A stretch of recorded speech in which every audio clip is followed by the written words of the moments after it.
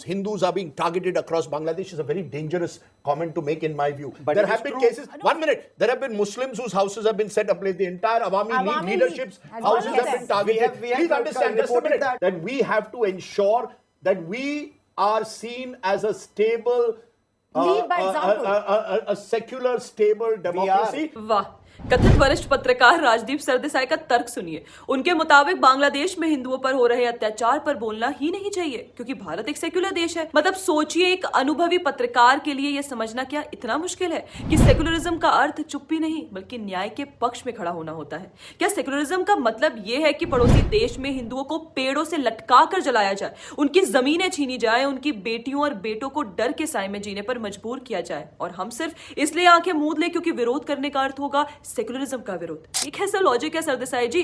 और फिर यह अजीब सा तर्क दिया जाता है कि अवामी लीग ने मुसलमानों पर भी अत्याचार किए हैं, तो इसमें नया क्या है? राजदीप जी, अगर ऐसा हुआ होगा तो उस एंगल से कवरेज भी तो हुई होगी। सवाल ये नहीं है कि किस पर कब क्या हुआ, सवाल ये है कि आज बांग्लादेश में हिंदू एक संगठित हिंसा और भय के माहौल का सामना कर रहे हैं या नहीं। तो क्या सेक्युलरिज्म के डर से सच्चाई को उजागर भी ना किया जाए? और जरा इस दोहरे मापदंड पर भी नजर डालिए। क्रिसमस के आसपास ईसाइयों पर कथित हमलों के नैरेटिव को जिस तरह अतिरंजित और व्यवस्थित ढंग से फैलाया जाता है, क्या वह सेक्युलरिज्म के लिए खतरा नहीं माना जाता?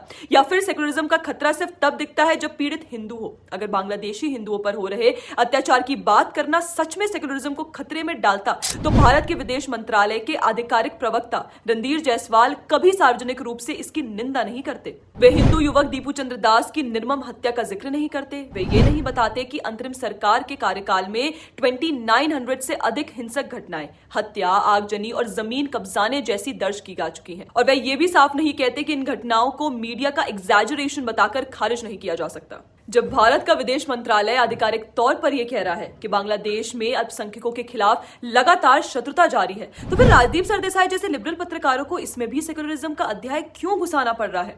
असल में देखिए, यह सेक्युलरिज्म नहीं बल्कि उस इकोसिस्टम की घोर पाखंडपूर्ण राजनीति है जो हिंदुओं को छोड़कर हर धर्म का स्वयंभू रक्षक बनता है, जो काल्पनिक अत्याचारों पर बिना झिझक आंसू बहाता है, लेकिन जब असली पीड़ित हिंदू सामने होते हैं तो अचानक सिद्धांत, संतुलन और सेक्युलरिज्म की दुहाई देने लगता है, सिर्फ अपने आला कमान को खुश रखने के लिए।